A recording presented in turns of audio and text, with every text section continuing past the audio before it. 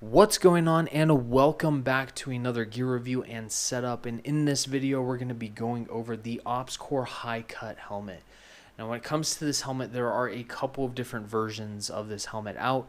You have the law enforcement, the Maritime, which as you see here, and then you also have the new SF version. The new SF version is replacing a lot of their lineup when it comes to the high cut helmet system, so you'll probably see a lot more of that in the industry here in the future.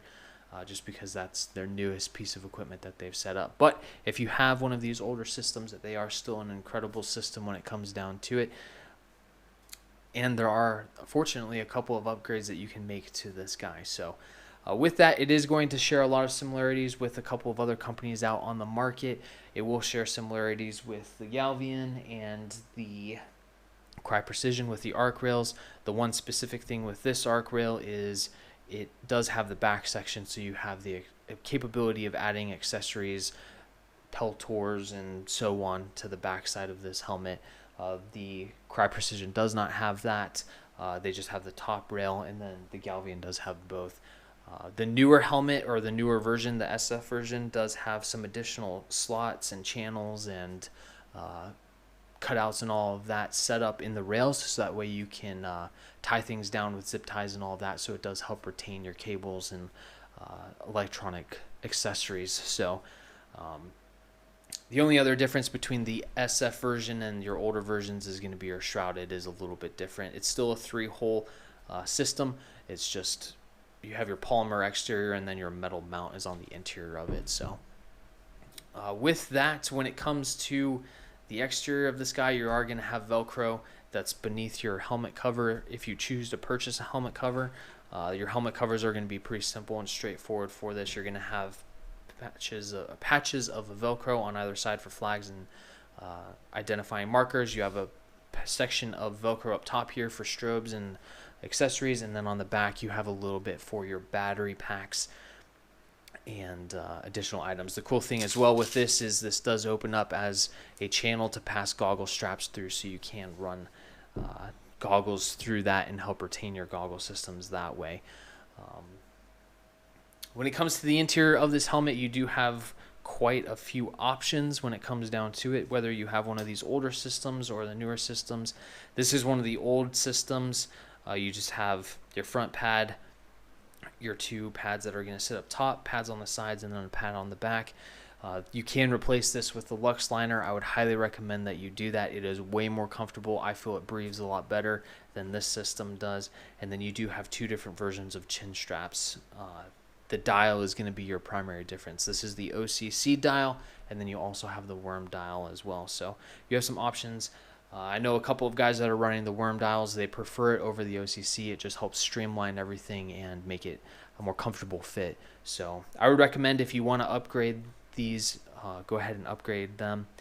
This helmet is going to be pretty much ready to go straight out of the box. It's going to cost you used for some of the older systems $750 to about $1,200. Just depends on the condition of the helmet. There are still a couple of new systems floating around out there, and probably will be for a while. The new SF helmet is going to be upwards of about $1,800, almost $1,900, so it is a little bit more expensive, but with the added benefits in the rails and everything, I do think it is worth the money. Real quick before I forget, for the helmet cover as well, you do have 550 cord channeling to be able to run all of your cables and all of that to your night vision and battery pack. So that's a really nice feature about this guy. So fortunately, this guy is a lot easier to review. It is not as involved as the Cry Precision, because that Cry Precision, you do have to purchase accessories and rails and all of that kind of separately. This all comes ready to go straight out of the box. So price point wise, I do think that this is very competitive with the Cry Precision, and the Cry Precision is competitive with this. It's kind of just what's your personal preference and how much money do you want to spend at the end of the day. So with that, I'm going to set this thing back up with the way that I had this configured when I was running it and deploying and all of that. I've ran this as well as the Cry Precision for operational use and all of that. So I do have the comparison for you guys to help you determine what's going to be best for you, your mission, operational environment, and duty position. So with that, I'm going to put this all together, and then I'll chime back in with a couple more comments when it comes to the setup and some whys behind some equipment that you may want to run on this helmet. So when it comes to the helmet setup itself, there are a few things that I do recommend doing. One of those things is setting your helmet up to always be capable for night vision. Whether you have it or not, it is good to have at least the shroud here for night vision, and then be able to run either a Wilcox or Taurus mount. They're the two best companies in the market or in the industry right now, in my opinion, when it comes to mounts, and I wouldn't trust anybody else but them. In conjunction with that, when it comes to helmet setups, I highly recommend running a 2-light system where you have an admin light and a kind of operational or searchlight. So your admin light is going to be 75 lumens or below, and then your searchlight is going to be 250 or above. With this admin light, like you can see, this Princeton Tech, it's going to be a red, white, blue, and then IR light. Your red and white is pretty self-explanatory. And then your blue is going to be specific for medical use, so that way if you're treating a casualty, it will highlight blood. Kind of took it like, make it look almost like a blackish color, so that way you can identify where that bleed is and be able to control that bleed for any injured casualties and help get them the aid that they need. And then you have your IR light as well. And then for your searchlight, the big purpose and the reason why behind that is for when you're out on mission and you need to white light an area or IR light an area and have a high output, so that way you can get the situational awareness that you need. Specifically for me, there were multiple missions where you needed that high output light to be able to find whatever you were looking for inside of a building, to be able to expedite actions on that objective and then get off that objective as fast as possible. So having a white light and also IR light system like the Surefire is really, really nice to have. Now this one is the white light only version. I had a different light head on this previously, and it was both a white and IR. Unfortunately, I had to give that back to the military, so I don't have that now, but it's on the MX mount from S&S Precision, and really, really good system when it comes down to it. The cool thing with this MX mount now is they do make it for both the ARC rails as well as the kind of M-LOK rails for Team Wendy and M-Tech. So highly recommend both of those. It will give you the situational awareness that you'll need to be able to deal with everything that you're going to find yourself, or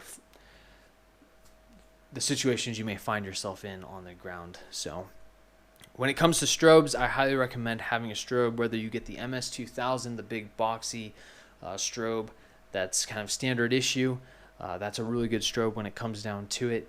This is the Core Survival Hellstar, and you also have the Mantas out there and a couple of other variations of strobes out there. When it comes down to it, though, have a strobe. It's good for communication and command and control, so I would highly recommend having that out there on top of your helmet. And then last but not least, you have your night vision battery packs. So if you're running any type of night vision that needs a battery pack, like your PVS-31s, RNVGs, DTNVS, DTNVG, you have that battery pack system to be able to power that system and extend the life of your night vision, so that way you can operate all the way through the night if need be, depending on what kind of situation you may find yourself in. So with that, highly recommend having a battery pack. Now there are a couple of different versions out there. This is the BNVD battery pack. For the PVS-31, you also have the ground battery pack and your Anvis battery packs.